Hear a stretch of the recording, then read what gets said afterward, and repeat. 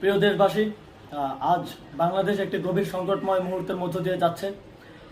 এখন পর্যন্ত আমাদের প্রাপ্ত খবর অনুযায়ী আওয়ামী লীগ, ছাত্রলীগ, যুবলীগের সন্ত্রাসীরা গুলি করে কুপিয়ে প্রায় 30-এর অধিক শিক্ষার ছাত্র জনতাকে হত্যা করেছে এবং দিন শেষ হতে হতে এই সংখ্যাটা কোথায় গিয়ে দাঁড়ায় আমরা জানি না।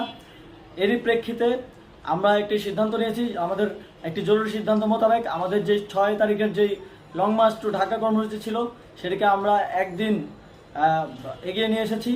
অর্থাৎ আগামীকাল 5ই অগাস্ট সারা দেশের মুক্তিকামী জনতাকে ঢাকার উদ্দেশ্যে রওনা হওয়ার জন্য আমরা আহ্বান জানাচ্ছি। যারা পারবেন, যাদের পক্ষে সম্ভব হবে, আজ রাতেই আপনারা ঢাকার উদ্দেশ্যে রওনা হয়ে যান। আমরা আগামীকাল সারা দেশের মুক্তিকামী জনতাকে ঢাকায় আসার আহ্বান জানাচ্ছি।